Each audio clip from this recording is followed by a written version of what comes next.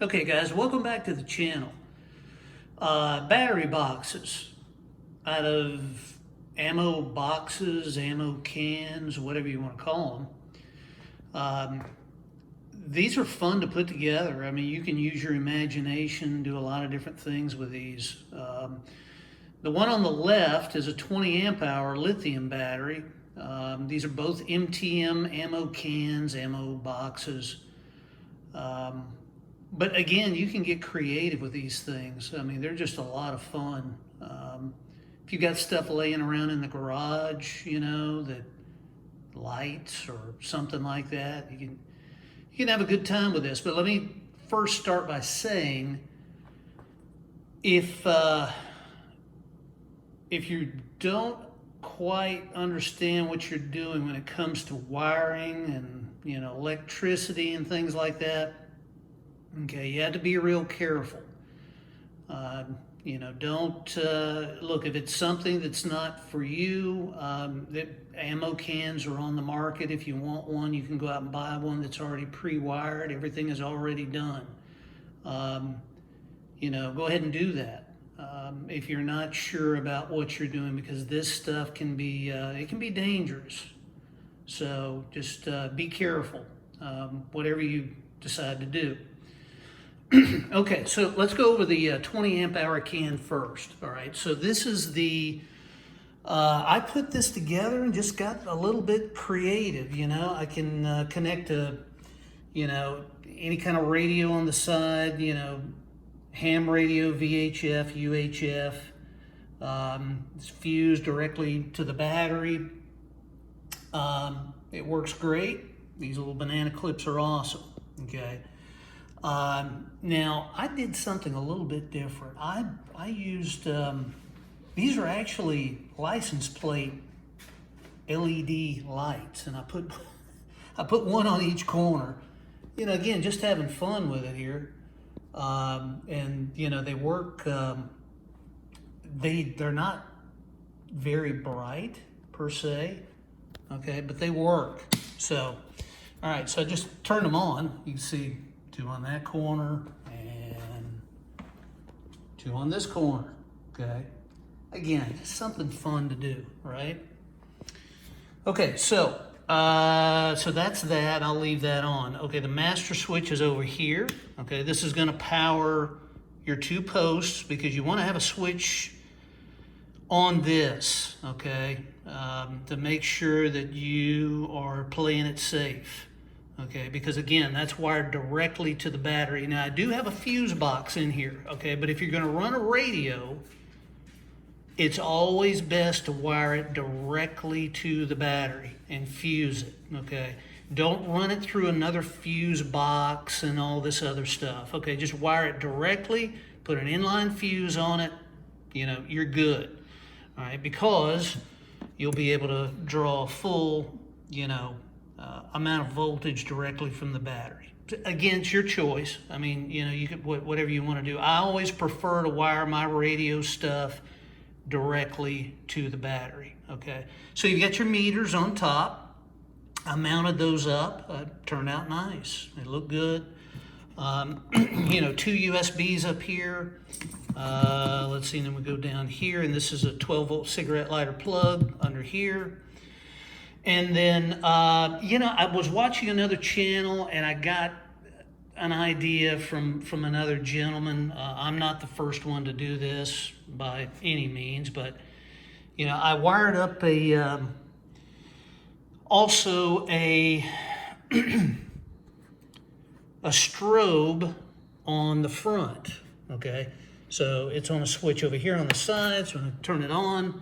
So if you have a roadside emergency or something like that, you know, if you have the box in your vehicle or whatever, you know, you can switch that on and you got a neat little strobe light and, you know, you can be seen, hopefully, right?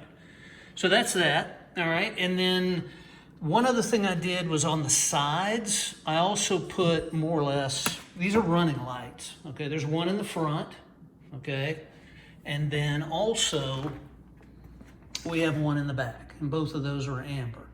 But you know what? These things are a lot of fun. I mean, you can just use your imagination. You can, I mean, these little switches, they're 30 amp switches. I mean, you can get them, you know, they're $8 and change for a pack of them. They come in all different colors, so you can get creative with colors, you know, whatever you want to do. But it's a lot of fun, you know, doing this kind of stuff. It's just, you know, a neat little project. And also by the same token, you know, I mounted an SAE connector on the back side because what you can do, just a second, you can take your battery tender, your charger, okay? It will charge lithium when you set it, okay? The other end of the SAE plugs into the connector right here. Plug it into the wall and it will maintain your battery and do whatever it is you need to do, okay? So, and again, this is fused going directly to the battery. So there you go. I mean, you don't have to take your battery out of the box. Now, anytime you're charging a battery, I would recommend that you open the box up, okay, and just kind of leave it, you know, you could take your hold downs or whatever and just kind of leave it lifted up like that so that everything can breathe properly. So that's that, all right? So that's the 20 amp hour lithium box, okay? Now, this was the first box I ever built, and, you know, it's, I'm still learning. It's a learning process, right? So, you know, you can see the fuse panels down in there, it actually turned out, you know, okay, not too bad for the first go-around. And so, you know, again, I've got mounted some plates in there to hold the battery in place, and I wanted to keep it kind of balanced in the center of the box. So, you know, not bad for the first go. Now, let's move on to this one over here. Now, this is the 100 amp hour box, okay?